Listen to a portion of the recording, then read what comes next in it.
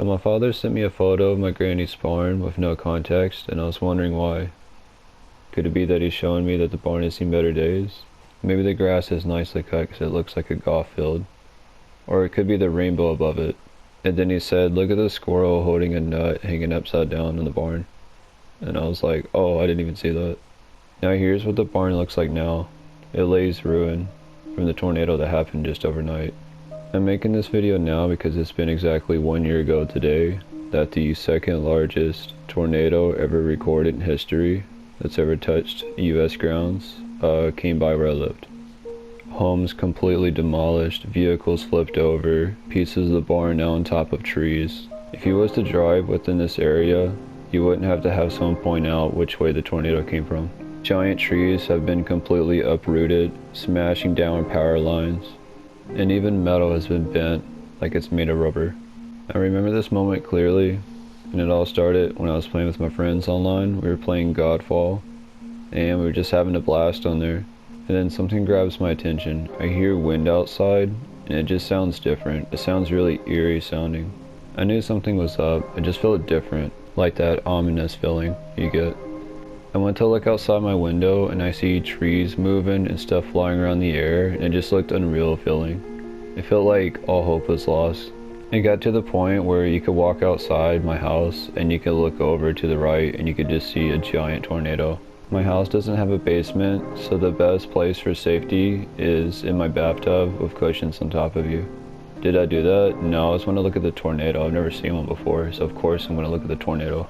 It was nighttime, so it was very hard to see this black wind mist in the dark of the night. I wasn't sure what direction the tornado was going to go in. If it would have came in my direction, there would have been no way I could have escaped it from the speed that the tornado was traveling. Luckily, the tornado was on the countryside, so it didn't destroy as many houses. The people at the houses that I was around, they said that like everyone did make it out okay. And there was people like working together to help the people get out. Some people were trapped inside the house under the debris. I saw most of the people go on this house on a hill to rescue the people there. Not too many people traveled to my granny's place, but we did have a few people stop on by. There was a police officer that gave me squeezable peanut butter and jelly. I've never seen that before. He was just giving out like food. I did have this one young gentleman, looked like he was around his early 30s. He was ready to help out, and he had an arsenal of equipment. He had hammers to smash through stuff. He had like saws, all kinds of stuff just to get through. With his help, I was able to move really heavy limbs out of the way and just get everything organized because the whole yard was a complete mess. He was helping me out by sawing down the tree limbs, and I gathered them all up and put them in a pile. I remember he had like a crowbar, and like he was like helping move stuff around the barn. And he seemed to be like really excited to use the hammer. He's like, oh, I'm glad to get to use this thing. But he and like other people that stopped to help out was like super helpful along the way.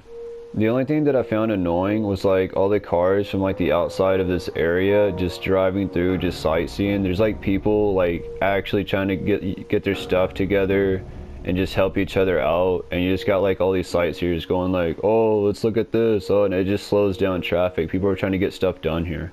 After about 2 weeks, it seems like no one really cares, and you're just like left with all this stuff to like pick up. So I got these Amish people, and they just got to it, and within just a couple hours, they cleaned up the majority of the mess. It was pretty impressive. There's a whole bunch of them, but still, those Amish people get to work like real quick. I think back on this fateful day, I went through many types of really strange weather occurrences, and this one is definitely one I feel like I would always remember. Here in Kentucky, we're a small community, but we're known for helping each other out, and it goes a long way. I think when a tornado comes through, you do feel a little bit helpless, because you got this huge, overwhelming mass just coming towards you. It's like, what do? You're just one person. I still remember playing in this barn as a kid. I would climb up to the second floor. I would climb on the tree on the outside of the barn, and then I would find like some kind of like wooden pallet things that was broken away or just slid to the side. I could squeeze in. It was just so many ways you can go in the barn. It was just fun to play around in there. I believe this barn has been here before my grandpa was born, so it's crazy seeing it demolished like this. This barn has witnessed many days, and just like us, there's a day where that has to come to an end.